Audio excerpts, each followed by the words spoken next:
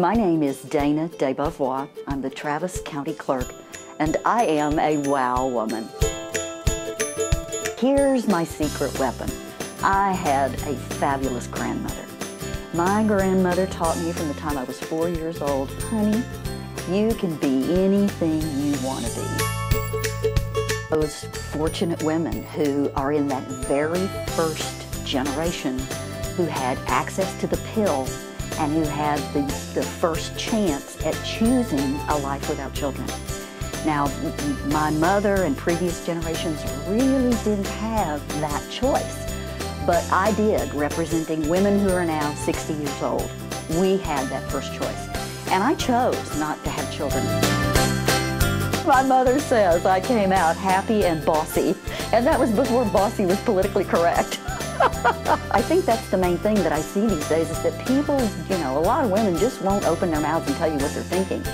And I've seen some wonderful women who have some fabulous ideas who need to speak up and share them. And I encourage that in my younger staff people in my office. It's like, don't sit there like a bump on a log. Speak up. Tell me what you're thinking, because you may very well have a brilliant idea. The men will want to get right to business, if you've ever noticed that. And they're very efficient. I'm not knocking it.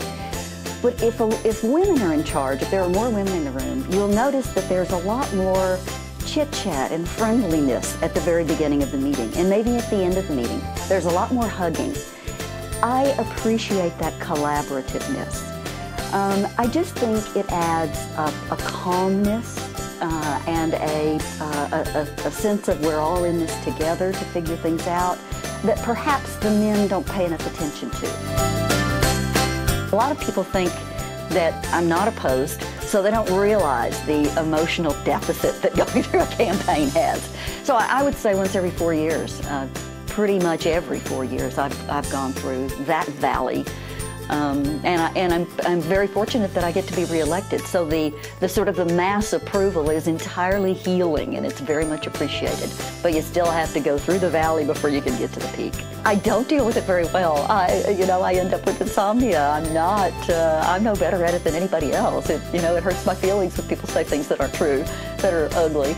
I don't have any magic answer to it. It's just hard. Getting older makes it easier. I have a lot of moments where things are just simply not okay. And I think, like a lot of women, sometimes things are not okay at the office. At the same time, they're not okay at home, and you really feel like you have no place to go. And there have been times in my life, multiple times in my life, when I've had that coming together of both situations are problematic. So sometimes I have insomnia, and what do you do? That's really not helpful.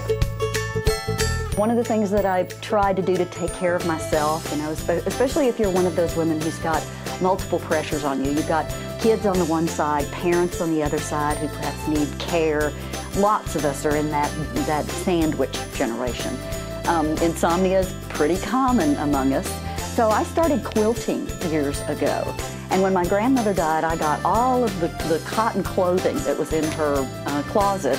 And so for years and years, I've made quilts for my family. And I'm not sure if you can see the one behind me, but there's a quilt on the wall behind me that reminds me, okay, this too shall pass. Well, whatever is going wrong, I'm going to just have a little faith, choose to be hopeful that I am going to work it out, that I've got good people around me, that we are going to figure this out. This too shall pass. Be kind to yourself. Don't beat yourself up so much. I have beat myself up so much over the years every time I've made a mistake or maybe missed an opportunity. That's the one that's really going to get you. It's like, you should have done this. That voice in your head that says, can't pass up those opportunities. We as women don't get that many, can't afford to miss one. And while that's true, and I'm not encouraging anybody to slack off, the opportunity knocks more than once. It was very difficult to find a mate that shared my love of freedom and was willing to accept my need for a lot of independence. I married very late in life. I was 49 years old the first time I married, and I'm still married, and he's wonderful. It was also a first marriage for him, and he was 56. And of course, neither of us had children. We dated for 13 years and never lived together before we got married. So, you know, nothing like being too cautious. One of my really wonderful mentors was the late Governor Ann Richards. Now, Ann Richards obviously is no longer with us, and when she got to be governor, she was so famous that, you know, younger women didn't get the chance that I got to be closer to her. But when she was here in Austin, and then when she was treasurer, she was very accessible. And she was very charming. But make no mistake, Ann Richards was very clear about what she needed to get done, and she went about it and did it. And that was her lesson to me. You know, don't let people stop you. Don't let people cow you. The public life that I lead is wonderful in the sense that I can go anywhere and talk to anybody about anything and be welcome. So it has been a wonderful entree to an education about really business, courts, chambers of commerce, you know, almost any area of work or even play in Travis County side of it is. And I go to the grocery store, I can't go without makeup. I can't go in hair curlers because everybody knows me at the grocery store, and I will have to stop and talk elections.